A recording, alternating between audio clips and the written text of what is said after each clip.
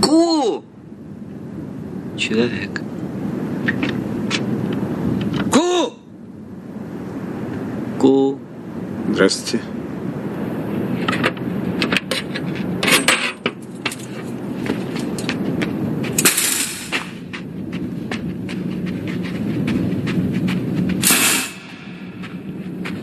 Ку! Как страна?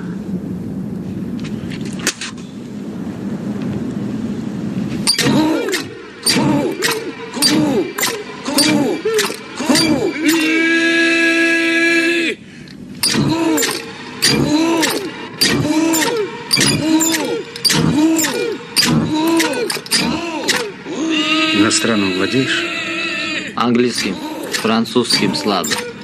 Скажи им, что денег нет. Ну скажи им, платить же надо. Gentlemen, sorry! We haven't money! Now!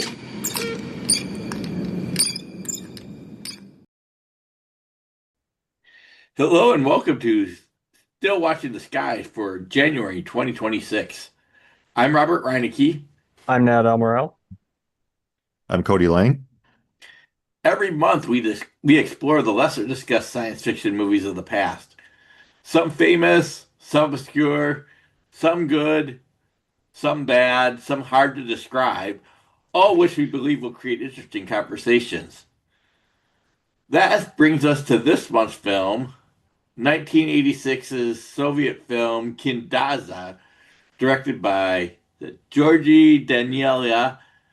So Nat picked this much film, and Nat will tell our listeners all about it.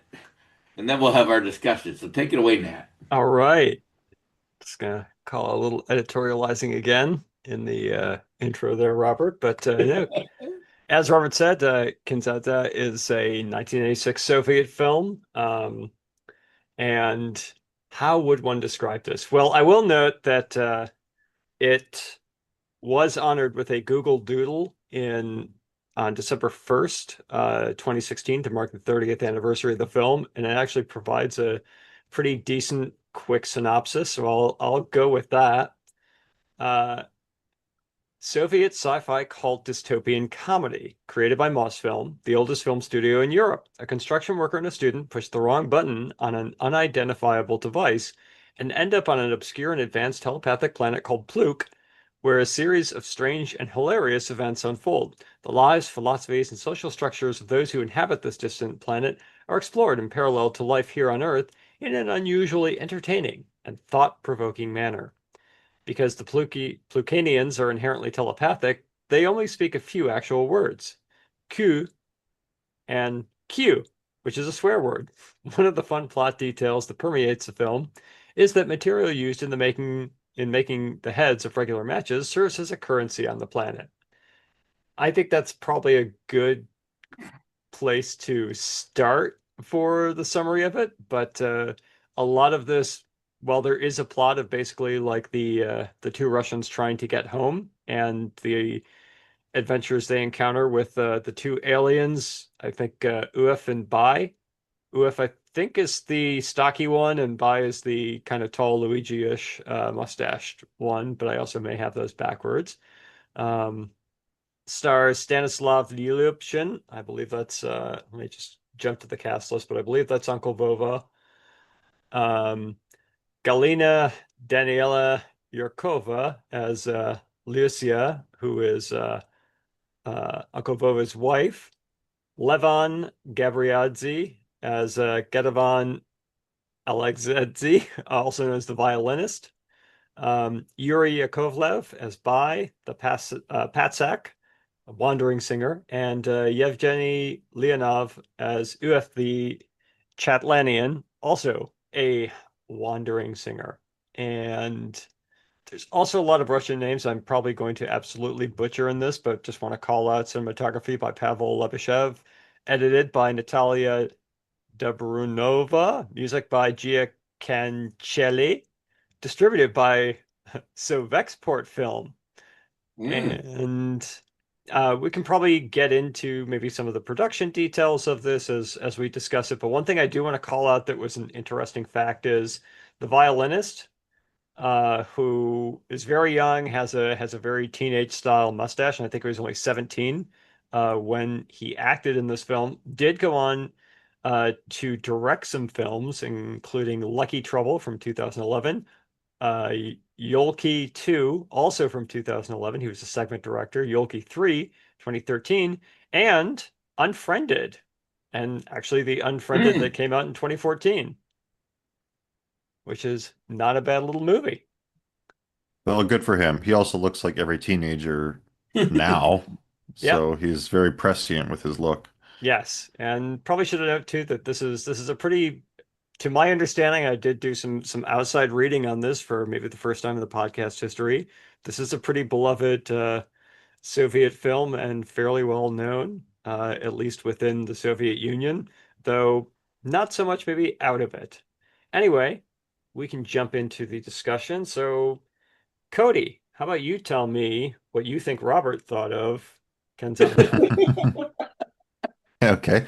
I didn't look at Robert's letterbox today, so I don't know. I only gave it. I don't think Robert liked it, but that's just a guess. Um, what I think he'll say is he didn't find it funny, but he liked the cinematography and maybe some of the sets, which is also what I think, which is as a comedy, it doesn't really work for me. Um, Part of it has to do with probably cultural a bit. I'm not saying it's not funny. It's not funny to me. Um, I know comedy is very subjective, and and I know that someone who loves Jerry Lewis, probably not the typical person for judging comedy out there. So take what I say with a grain of salt. Um, yeah. So I do think a lot of the jokes maybe were funny back then or to Russian people. I'm assuming like the coup and the coup stuff is meant to be funny. Um, I think it just gets. I think like I do like when things are hammered away and until it becomes absurd. But I just felt like they went to that so much, and I don't know, it just didn't work. So I'll say what I did like about it. I really liked. And I'm surprised that Tubi has this, but maybe I shouldn't be surprised. But the transfer I thought looked amazing. Like Mhm.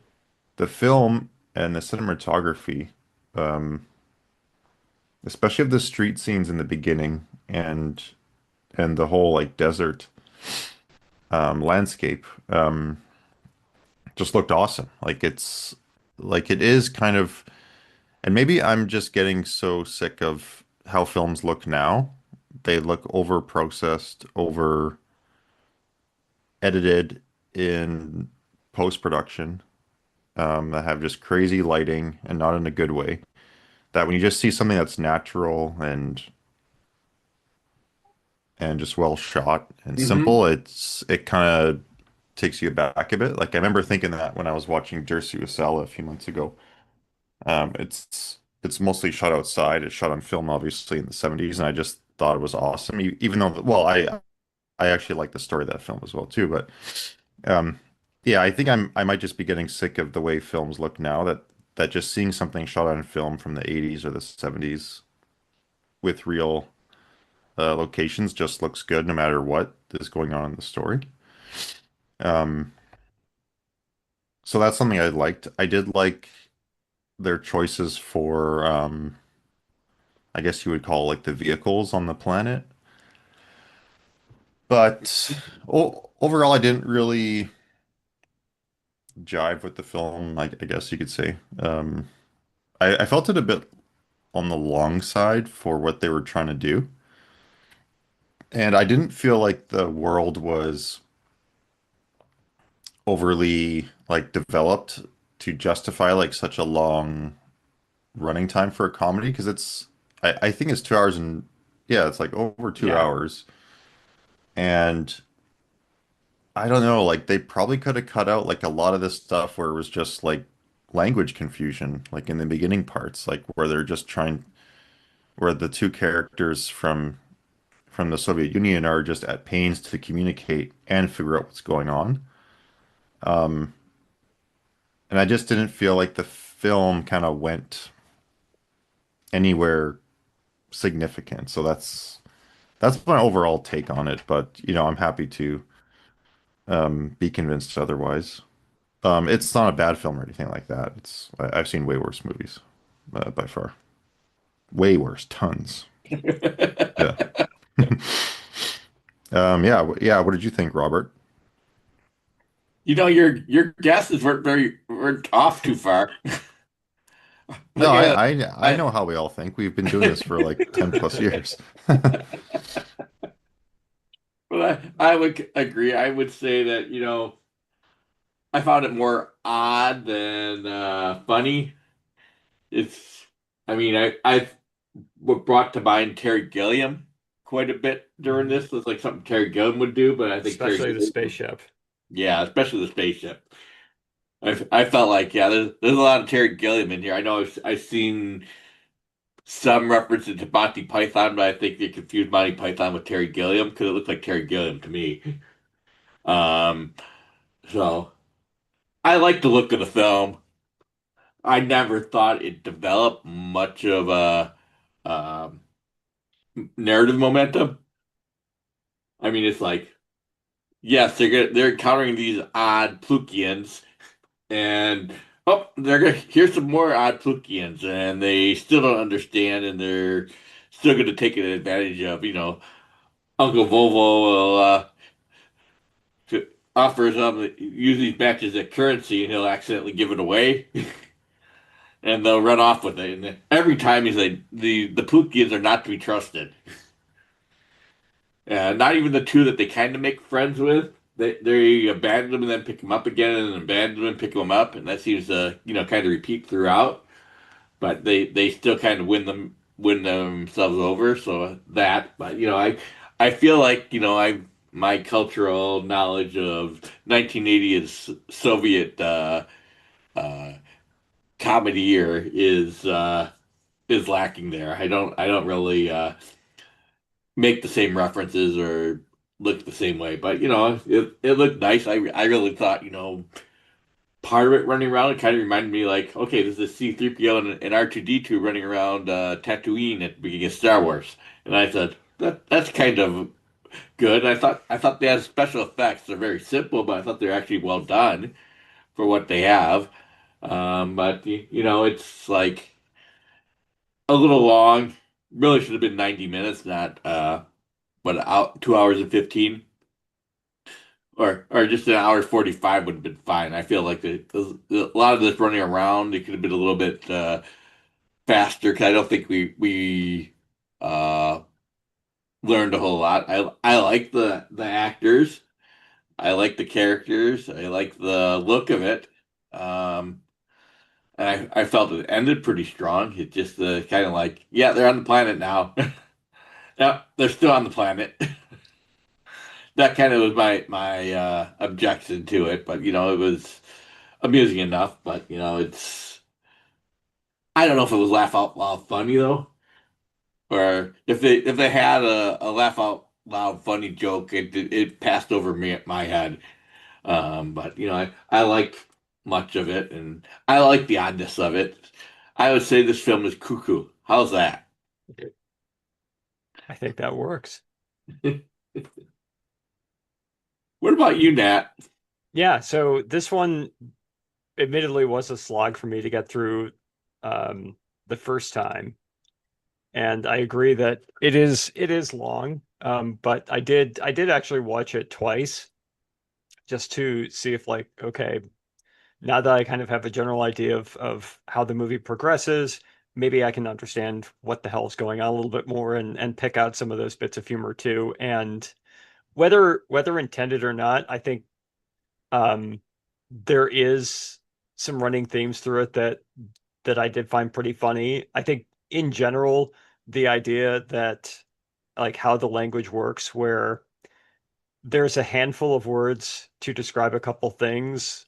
Telepathy fills in everything else, and then you use Q or Q for basically every word outside of a handful of words, unless you're saying Q, in which case it's a swear word, is pretty Mm. funny. And the idea that there is a way more complicated world in this, or just like a lot of the ideas that he sets up in this movie are kind of ridiculous, and I think very intentionally ridiculous. Like the light that they use to tell somebody's species. So if they're from one planet, it turns green, and they're like subservient. If they're another species, it turns orange and they're superior, or the reverse. It depends on which planet you're from. And the argument that they have within that, where Uncle Vova, like Uef and Bai are demonstrating this to Vova and the violinist, and Vova says, "Well, okay, but what does that mean?" And they say, like, "Well, you idiot, one's green, the other is orange." Um, that made me laugh. But I think a lot of it too is just it is very absurd, and I think that that also is a little tie into a lot of the films of Terry Gilliam. And I it is a comedy, so I think in general it is taking the piss out of a lot of things, but I also feel that a lot of science fiction is it's tending to take the piss out of, and maybe science fiction films at this time, or Russian science fiction films at this time, I don't have a deep enough breadth of knowledge to speak educationally or eruditely on that. But I do like how there are just all these little details, like the hanging of the bell, the bow that they have, how they talk about how you would use water and how matches are used, like what people react to music, and it all seems very, very arbitrary. And I think a lot of the humor does come from like the performances, particularly for Uef and Bai, who take everything really seriously when they look like Russian miners who would have no time for this bullshit in real life, or at least like that's what they look like. And then you have Vova and the violinist, where like the violinist seems like he really, really wants to like make an effort to understand how everything works, and Vova just immediately seems completely done with it. Like right at the beginning, where they're talking to the guy who has the device that teleports them to Pluk, like they're arguing with him and they think he's crazy, and it's like, no, you press that button, nothing's going to work, it's not going to take you anywhere, watch. And they press the button, immediately are teleported, and the first thing Vova says is like, oh, that bullshit worked, but like so nonplussed. And he keeps a straight face through everything, especially where they do the bows. And just if you look at his face when he's doing the bow, it just seems like he's so tired of this. And I don't think it's like the actor didn't want to do this. Like he certainly is game for a lot of things in this film. I think his character is just like so well, again, over it and just very, very serious. And a lot of times he's calling bullshit on these things. He just seems to have like no interest in dealing with them. He has no And sense of wonder. yeah, and I think that just kind of like is a really good counterpoint to all of these different aspects of the culture that the movie's throwing at you. So at least for me, that certainly is enjoyable, and that I think there is a lot of humor from that, whether intended or not. I think it probably is somewhat intended, because you also do see like, yeah, that wonder in the violinist for basically everything. Like his eyes are always super, super wide whenever anyone is describing anything or they come across anyone, and Vova's is just like angry. And side note, the guy who plays Vova, did anyone else think he reminded you a lot of Daniel Craig? Like as James Bond, maybe more specifically, but Yeah, I see that. okay. I don't think you're crazy. Okay. Yeah, like he looks like him. Yeah. Fair enough. Yeah. I kind of But thought, Daniel Craig looks Eastern European. Yes. yeah, okay. Like maybe he originally is from Eastern. Well, like maybe his family originates from Eastern Europe. I don't know. Mhm. Yeah, I will add, I think what I did kind of glean from it, I kind of wonder if what Pliuk is a kind of a commentary on the West because they're always trying to screw somebody else over, and they're very Yeah, racist that and money that's a good. oriented and all Yeah, that. so I was going to ask you guys like what you thought because I was trying to figure this out too, and I don't Mhm. know if it's doing this, but like is it trying to comment on the time when it was made? Like I know that Soviet films were heavily, let's say, uh Propaganda. censored. Well, like they Censored, were yeah. they were not allowed to outwardly criticize their government, right? Mhm.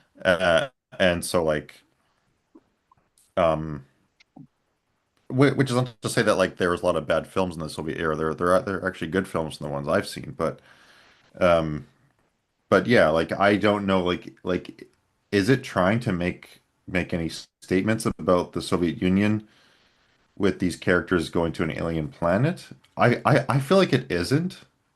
And if it is, I don't know, like I kind of missed it, but like I feel like there's almost no like it almost doesn't seem like it matters that these characters were from the USSR.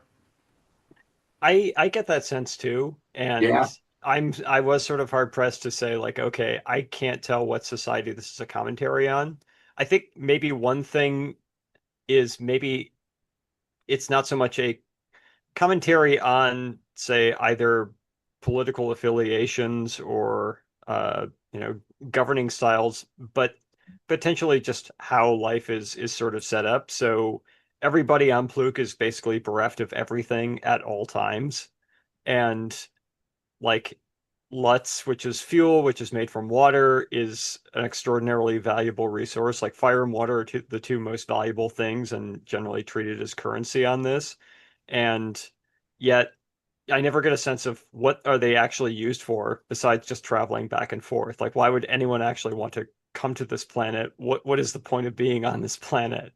Where like what do they actually need fuel for other than to just cross the desert for no reason whatsoever? And I think fire is pretty much the same thing. It's okay, well, we're using that to power our spaceships to fly back and forth. And I think that I don't think that that is as explicitly stated as something like the difference between the two species, where that's a whole scene.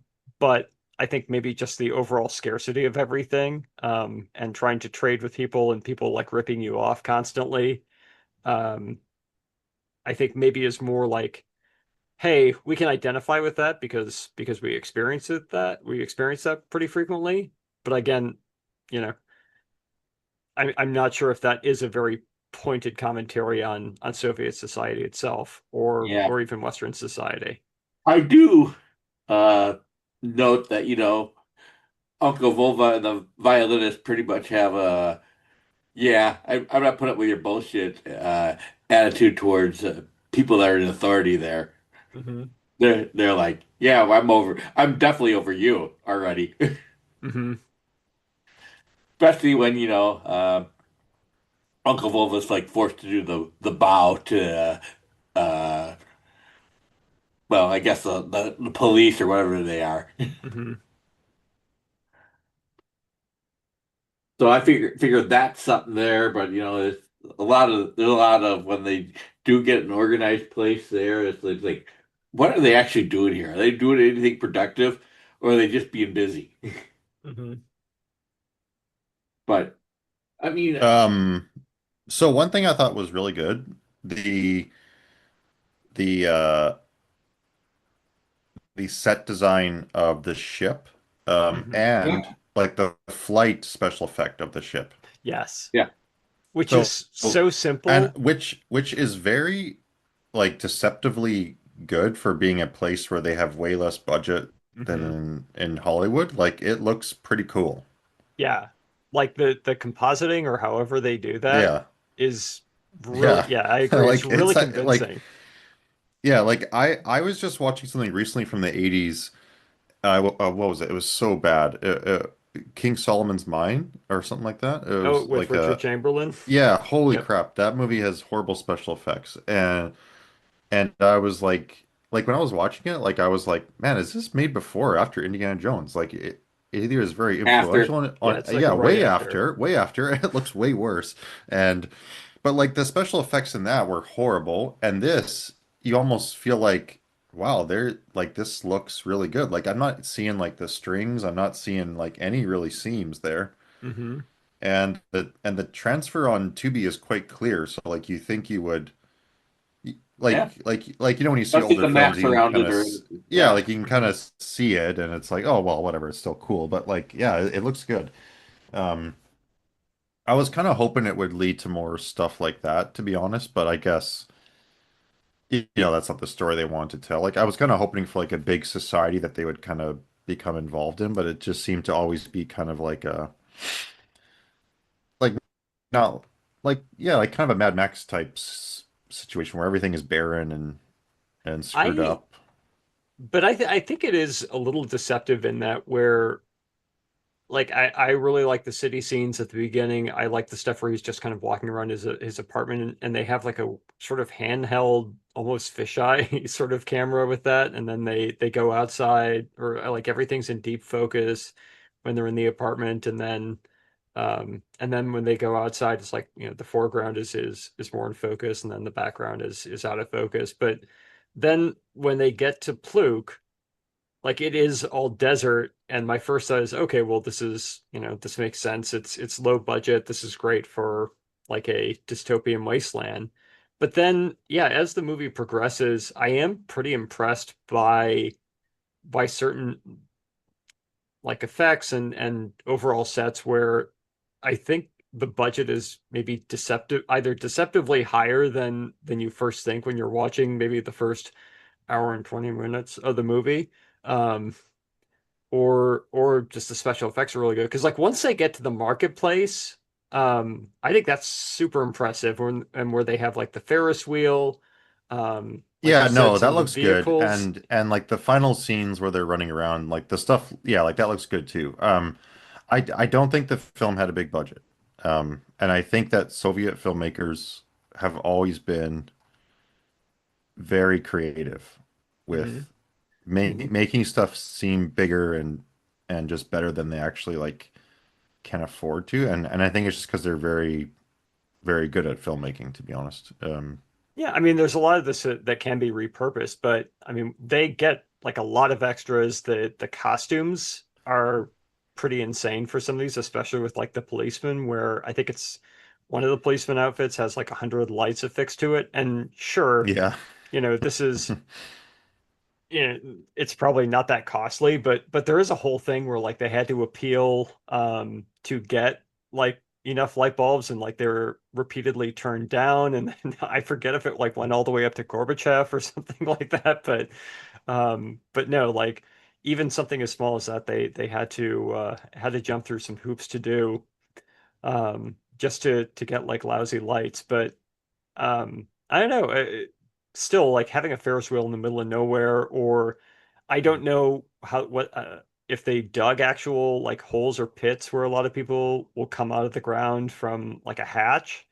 Um, but yeah, I mean it's still very, very impressive, and they certainly don't spend the entire time like in the wasteland. It does get more and more impressive, and even simple things like where I forget which planet they go to, like right before they go to Earth, the one that has like low oxygen, then Vova just like goes out there and sits where it's like all dark and the sand or the ground is kind of like blue and black.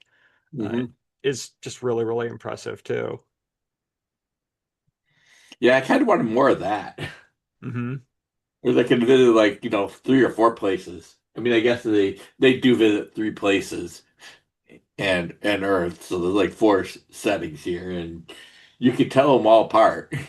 Hmm. I'll give him Yeah, credit for like that. I was thinking that too when I ended the film, like or like yeah, like when I finished watching it, I thought if the first hour was kind of truncated a bit, and then I think it would have been a bit better. Because I feel like the first hour is just a little too repetitive. Like they're kind of just getting themselves into the same sort of conundrum every 15 minutes. Like, and you kind of like it doesn't, I don't know, like I feel like it just kind of plateaus there and then it picks up, once Mhm.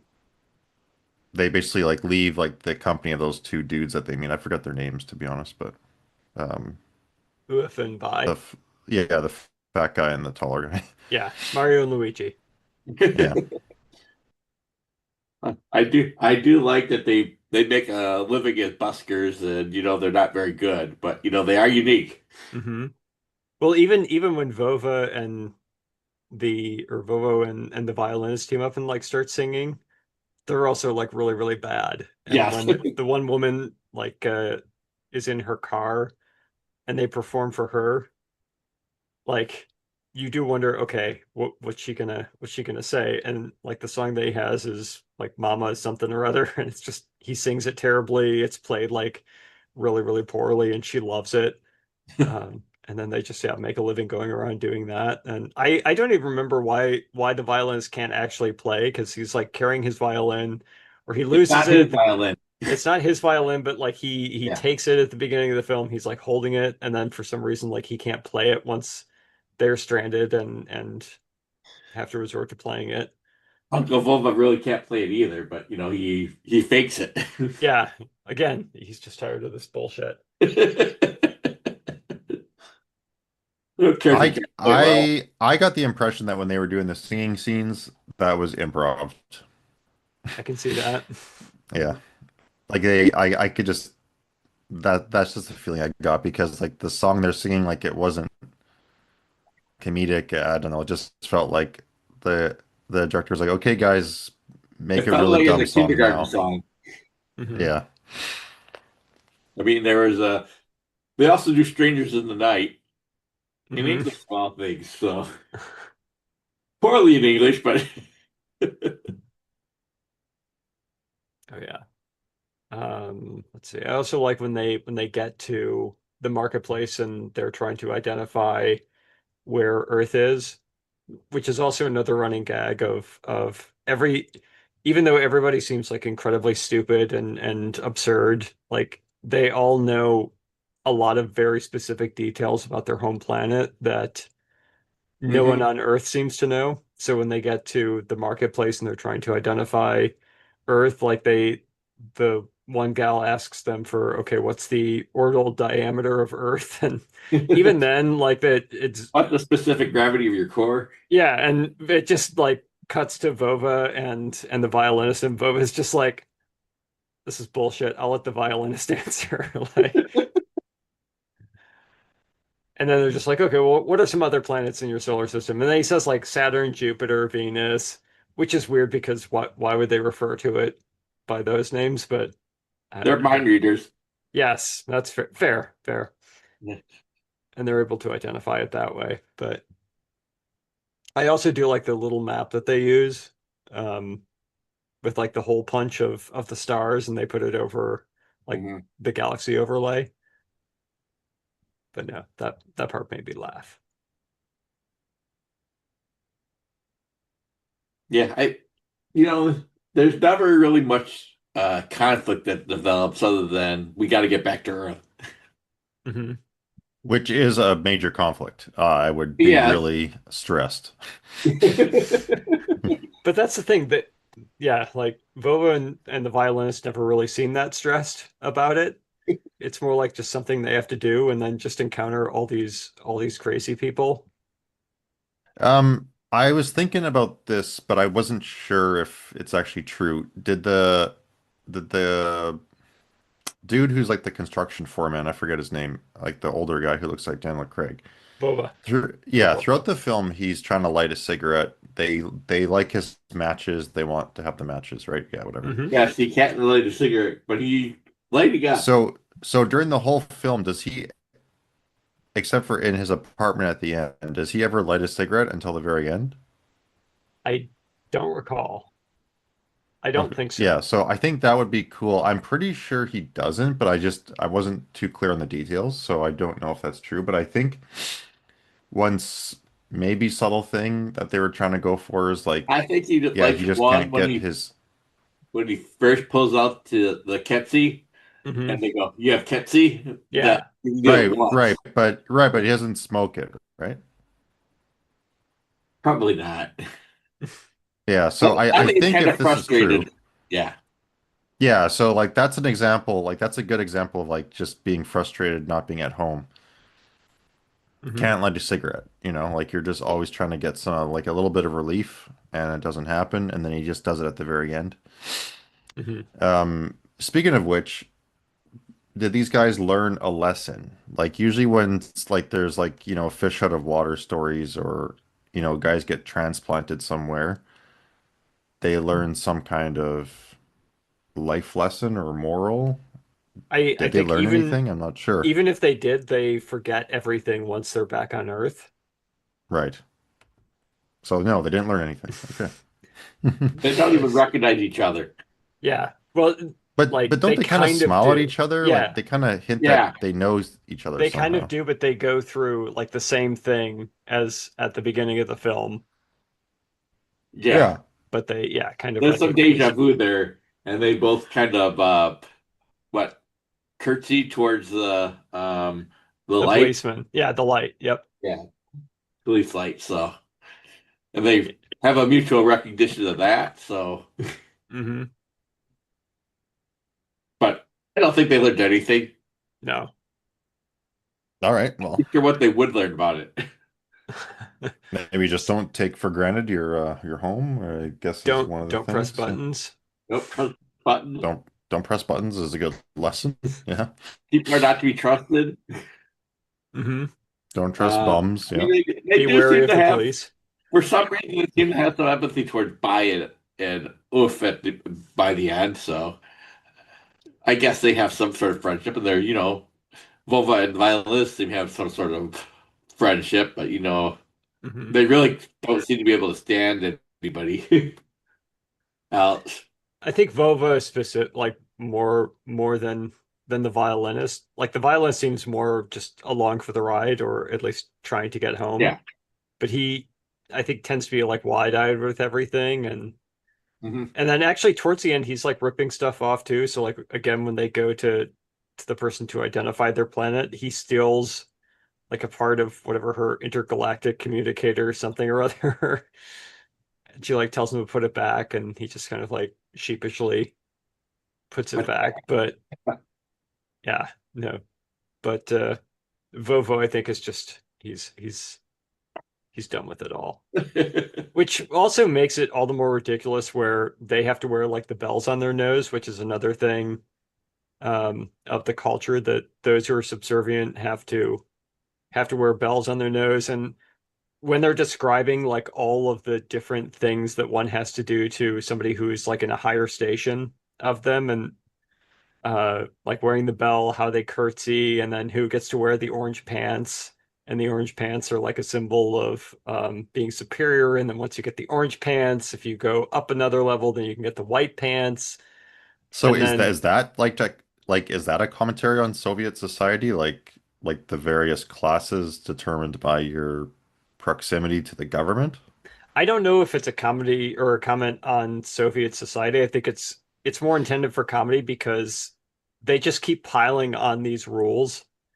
All And they're ridiculous and arbitrary. yeah, like and then the rules all switch or are inverted depending on what planet you're on too. Yeah, I wonder if they had a rule for what if you had blue jeans. I don't know. I mean, maybe they've never seen them before. Well, blue jeans probably haven't, but I would imagine that the Soviets knew about blue jeans. Hmm. But I like thinking of this though in terms of like say all of these Star Wars nerds, of which I would be one, um, you know, when I was growing up, and I imagine probably still am.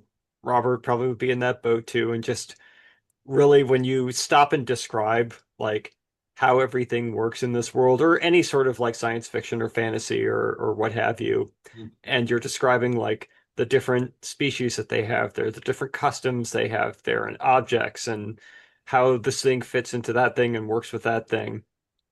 It does sound pretty ridiculous to somebody who's not seen it. Like, try to describe all the intricacies of Game of Thrones to somebody who's never even heard of the show, and you just sound ridiculous. And that at least has like maybe more of a historical context. So when you're working in sci-fi, it's even more absurd.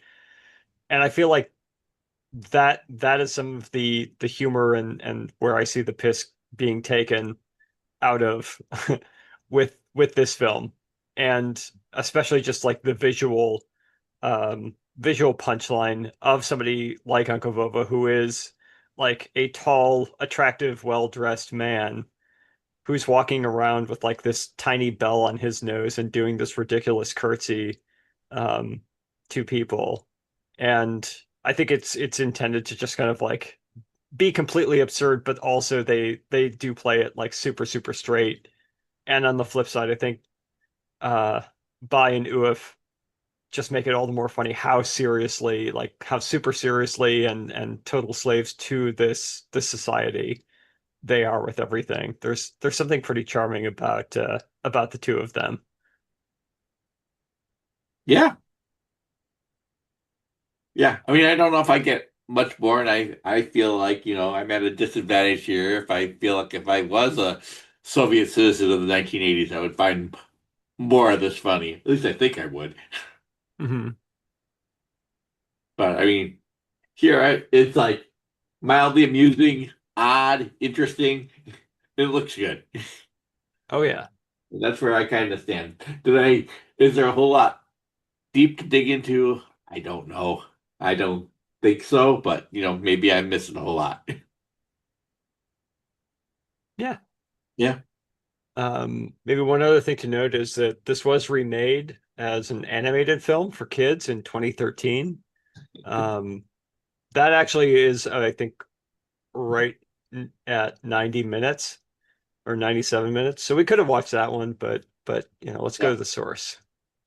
I do want to be just say I really did like the music for this movie. Oh yeah. Not the music that Uncle Vova played, but the the score. Yeah. I love the main theme. I've had that in my head for like the past 2 days. Yeah, I feel like, they must have built this or they found this stuff somewhere. Like, this is a mining town. We're gonna go down in the mines and we're gonna shoot. Hmm. That kind of feels like, but if it wasn't something that they found, they did a great job of making everything looking rusty and old and used and worn down. So good job there, Hmm. production design crew. Yeah, I agree. But I don't know if I have too much more to say about it. Shall we go to our commentary on the last year Yeah, of let's talk film, about the last year in movies. of Okay. movies? Sure. Who wants to start out? Well, Uh, I'll say I haven't seen everything I've had on my list to see, so I'll just say what I haven't seen yet that I've um will try to see in the next month or so. New film by Albert Serra, who I usually see all of his films, called Afternoons of Solitude. I believe it's on Mubi, which I canceled my subscription because I ran out of films to watch, but I might have to redo it. I haven't seen One Battle After Another by Paul Thomas Anderson. I'm seeing it in February on 70 mil. I wanted to see The Secret Agent by Kleber Mendoza. Me too? That should be coming to Toronto. is that based on the Conrad novel? No. Oh, No, it's different. okay. But I think you'll like it. I think it's supposed to be really good. And then I haven't seen the two Linklater films, so I'd like to see those. Yeah. Um, so what I did like this year that I have seen, oh crap, my letterbox. Let me just put my films up. I liked Begonia. I usually like that director's films. I liked After the Hunt, by Guadagnino. I'm a Godhead. Uh, I liked 28 Years Later. I liked the Phoenician Scheme. I liked Warfare. I liked Mickey 17. Um, did I log Weapons? I remember seeing Weapons. I liked Weapons. And, I liked The Monkey, even though it was kind of weird. But yeah, I feel like this is a very incomplete list. I haven't seen a lot of the stuff that was at festivals that either haven't come out yet in Toronto or in Canada yet. So yeah,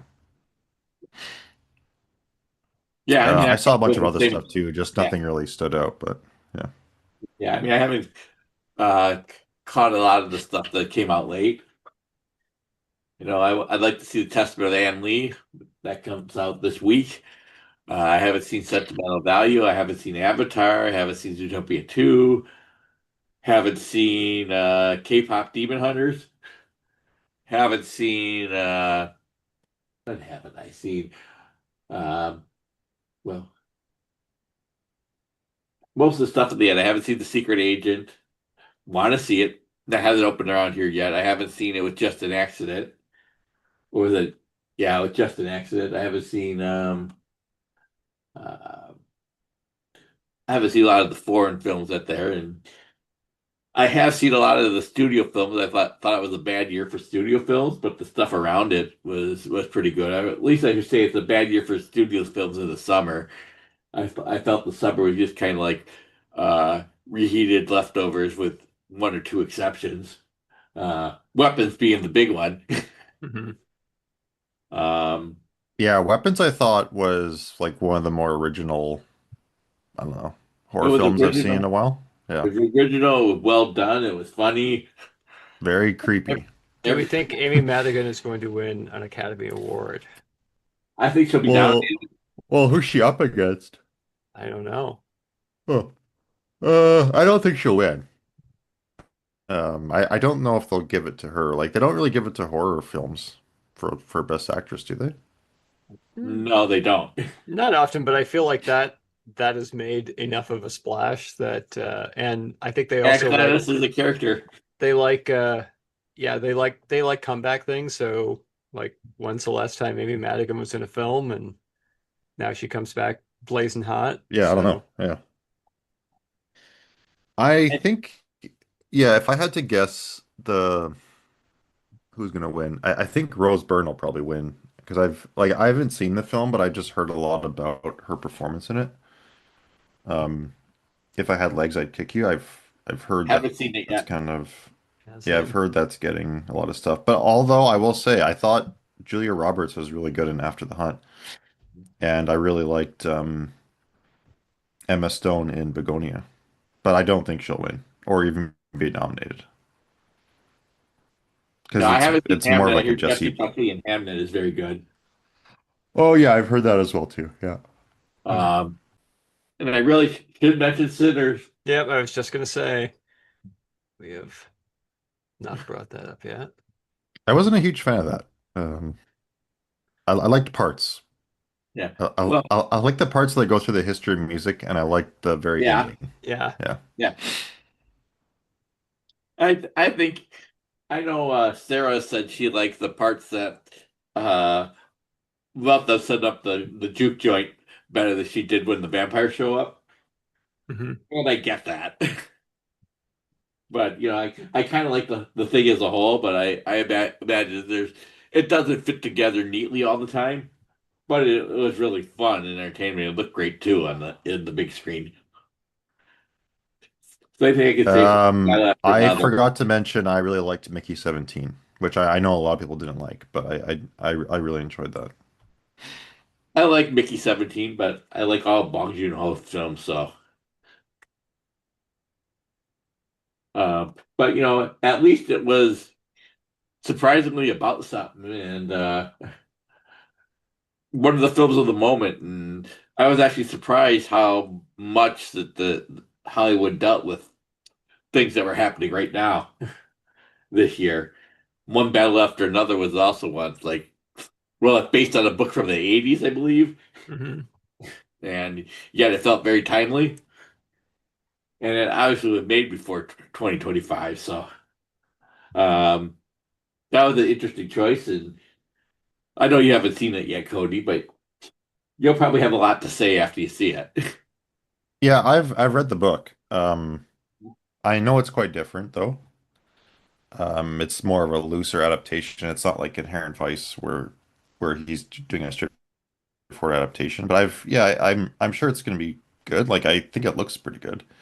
Um, the book is not like I don't know how you would adapt it. Um, it would be kind of a boring movie to be honest. Like it's an okay book. Yeah. Yeah, Nat, do you want to mention anything that stood out to you this year? I did like Zootopia too. I did see that. Let's see. I hear it's good. The other things, yeah, is like now I'm forgetting. I can say that the best theatrical experience I had this year probably would be going to see Nosferatu, but that would be a 2024 movie. But I really did enjoy that. I like Sinners, but kind of same thing. Really liked Weapons. I did like Wake Up Dead Man, and I just Yeah, again, it's kind of like maybe Netflix had a elevated. pretty good year. Yeah, elevated fast food. I liked it more than Glass Onion. And I think it's yeah, a little bit more thoughtful, but I do really just like spending time with that character, and I like um Ryan Johnson quite a bit. Uh but yeah, it is a lot of things where I do want to catch up on it. I did see One Battle After Another, did like that quite a bit. Um kind of like the Monkey some too. I saw, was it Wolfman or The Wolfman or whatever? Wasn't bad. I had a little bit higher hopes for it, and um, yeah, other ones that are kind of disappointing. Frankenstein was a little disappointing. Running Man, a little disappointing, and trying to think of other ones that we haven't talked about. I do want to see Warfare. I've heard good things about that. Heard good things about Hedda. And I See, like. Warfare, I would Yeah. have rather seen in the theaters. I saw it at home. Hmm. It's like a visual or audio Mm, assault. Like, Okay. and I think it's a really good film, like for many reasons. Like, yeah, the filmmaking is top notch, but just the way it presents war, it's like the most unglorious take on war ever. Hmm. And you don't feel like it's so like it's sort of a like it's sort of treads a line of like being critical of war but not being critical of the soldiers at the same time. So like it's Hmm. very respectful to the soldiers, but just by showing you how bad it is and in some ways how maybe futile it is, like it is a very good, anti-war film, maybe even if they aren't even intending to do that. But Hmm. like you really feel bad for the people who have to fight in like modern war. Like Hmm. it's brutal. Okay. Well, yeah. Now I kind of want to see it even more. I have started Eddington, but I haven't finished that. Um, F1's another thing that I heard pretty good things about, but did not see it. I Let's did see. not see highest to lowest, although I'm interested in seeing it. Oh, I Hmm. also want to see that too. Yeah, I've heard it's bad, but I don't care. I'm trying to think. I Is like the I like oh, Spike Lee.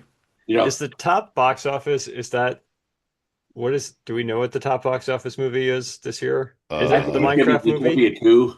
Oh, okay. Yeah, that makes sense.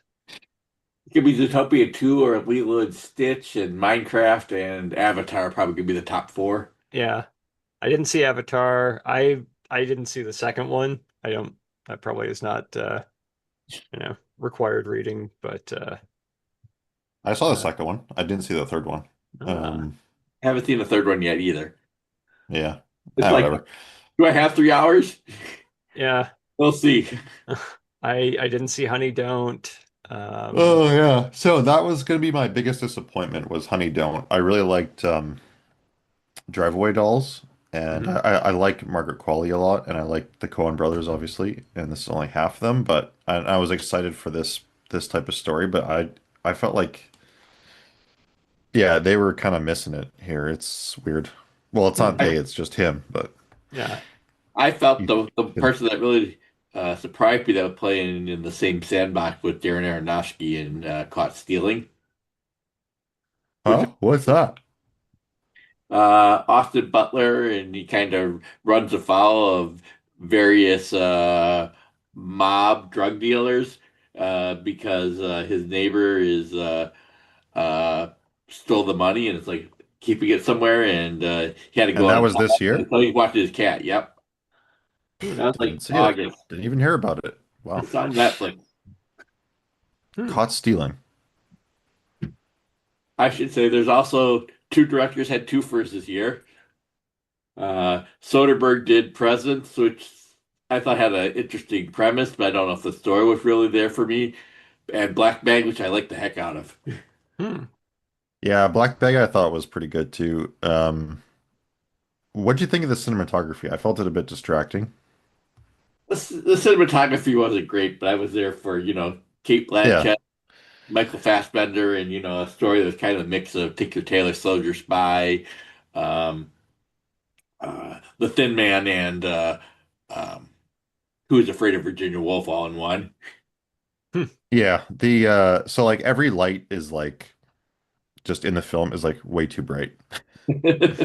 And it's just like it's like lens flare.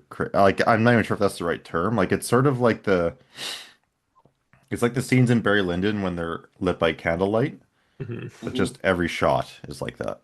No, the other twofer I like is, Richard Linklater had a good year apparently. I haven't seen Blue Moon yet, but I'm looking forward to seeing it. But I did like Nouvelle Vague, which is, really charming. Hmm. Yeah, it looks awesome. I can't wait to see it. Oh yeah, I forgot Superman came out this year. I like Superman. I did too. I I did not saw it, like but it I was did okay. not like Captain America, I'll tell you that. I thought that was like one of the worst movies I saw this year. Oh, we had a Captain America movie this year?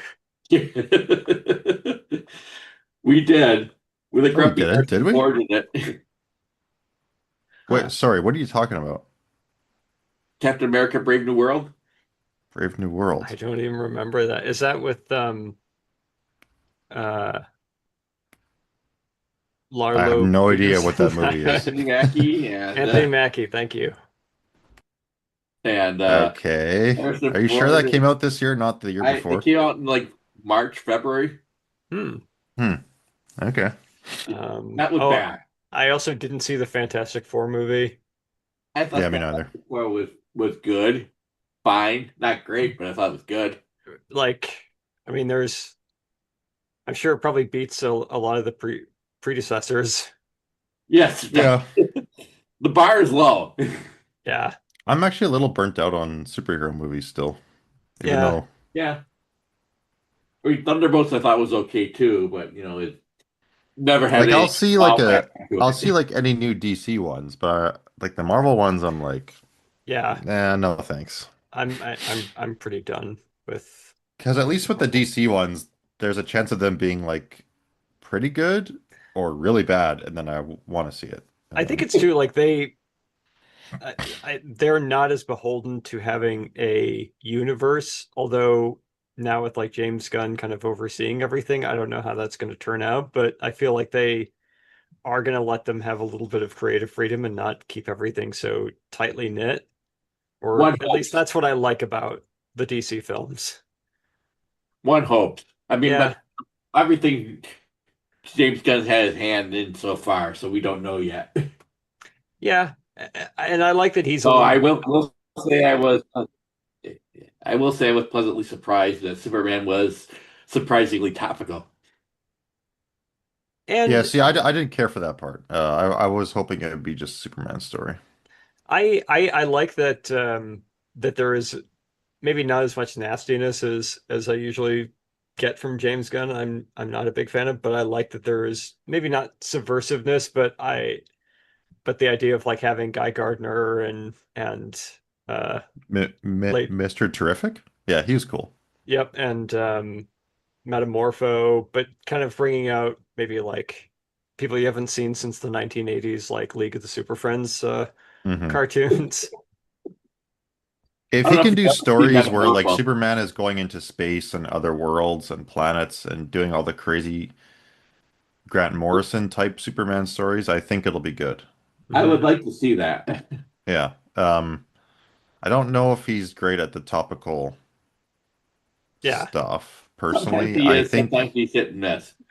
yeah, I would say like I think he's good for like kind of expressing like the wacky side of comics, which I think is kind of needed. Hmm. I don't think a lot of comics need to be that serious as much as like Marvel has made them. Like especially DC Comics, because the characters, their designs are so silly. So you just gotta you just gotta go with it. Like except for Batman. Batman can be serious. That's fine. Hmm. Yeah, if you're gonna do Metamorpho, be silly. Because Hmm. his design is silly. Yes, it is. Yeah, but they did lean into how like weird he looks, which is cool. Yeah. Hmm. I mean, they leaned into saying, "Oh, we're gonna have crypto in our movie, so we're gonna have crypto in Yeah. Um, I did not see Wicked. Oh, me Uh, neither. I can't handle those movies though. it." I am very proud of my Oh, kids that they much prefer the original Wizard of Oz, Oh, good for well, them. but I mean, I don't know. pat them on the back for me. I mean, the first Wicked's not bad. It's fine. It's just It ends on a banger of a number. yeah, it does. It does. It's just it's one of those things where I know L. Frank Baum wrote like 6,000 Oz books, but I don't really need to know the backstory of it. Like just Hmm. the inventiveness is kind of the fun in it. But Hmm.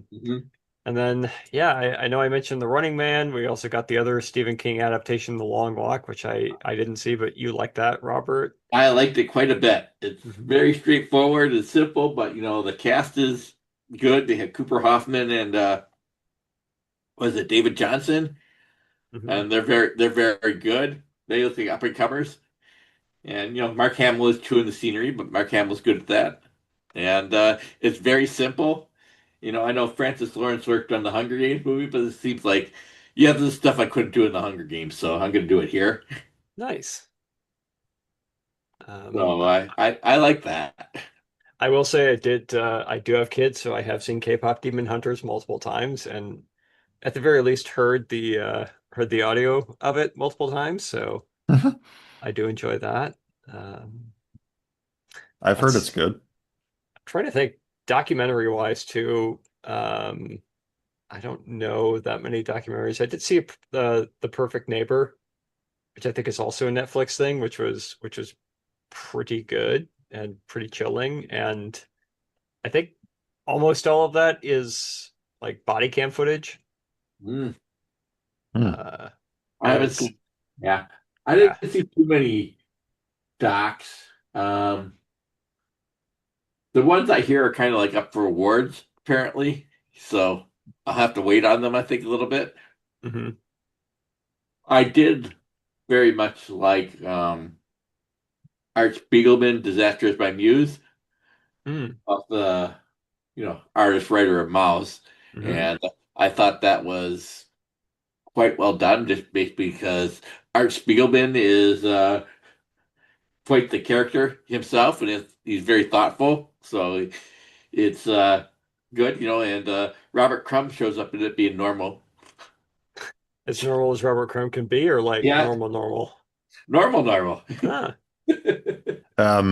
So And there was one time where Art Spiegelman taught, or not taught, he did like a lecture at my old university, and it was like a very strict no smoking. And he was like his like PR person or whatever, they said, look, like he's a chain smoker. He can't not smoke. So if you don't want him, like that's fine. But like if he's gonna speak at your university, he's gonna chain smoke throughout the whole talk inside. And they kind of bent the rules, and like at the talk, like he chain smoked like for like an hour and a half. that sounds like Art Spielberg. Yeah. There's nothing really groundbreaking about the documentary. You've seen this type of documentary before. It was on PBS, so Do they get into his but work on the Garbage Pail Kids? they mentioned it. Okay. And I was like, oh, he did that. Good for him. Yeah. And they talk about his covers he did for New Yorker, and his wife Francoise Mouly is in the doc, and she's also a standout. She had quite the personality too. So wasn't all about Mouse, but a lot of it was. Hmm. So I enjoyed that. I'm trying to think what else. Mouse is probably one of the best things I've ever read.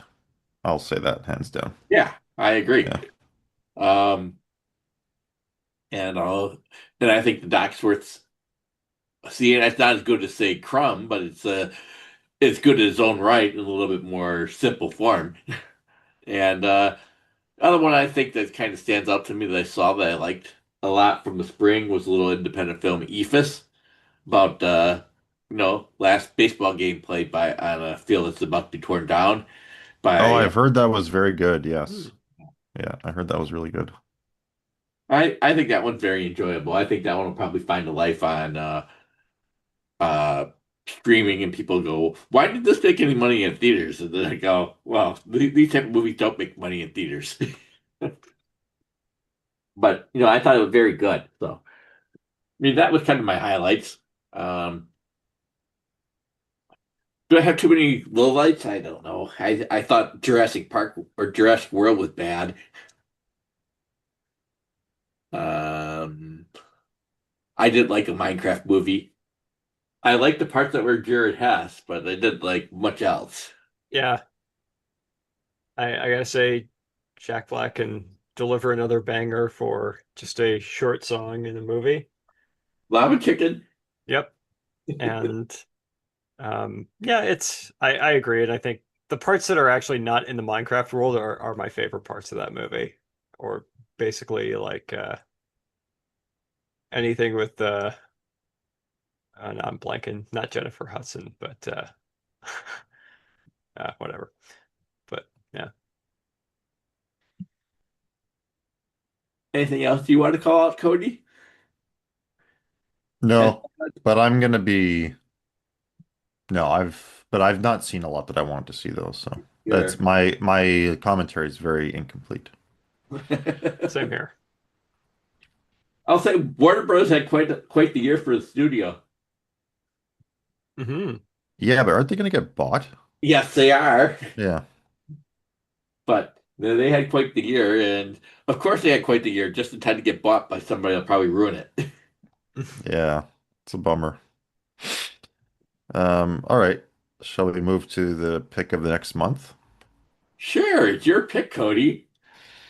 Okay, so I'm gonna pick On the Beach. Ooh, very famous. Yeah, Never seen it. neither have I. I Neither think have it's I. on You read TV. the book, Nat? I have not. I've not read the book. This is the Stanley Kramer? Yeah, Okay. World War III. Hmm. Yeah, 1950s, I believe. Yeah, 59. 1959 with Gregory Peck, Ava Gardner, Fred Astaire, and Anthony Perkins. Huh.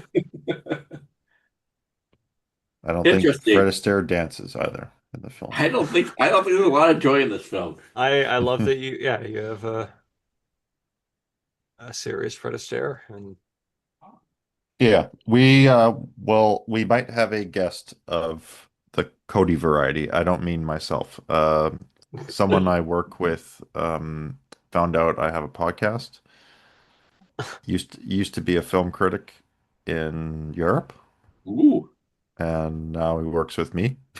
ooh, at the bank. Um, yeah, he's in cybersecurity. Ooh.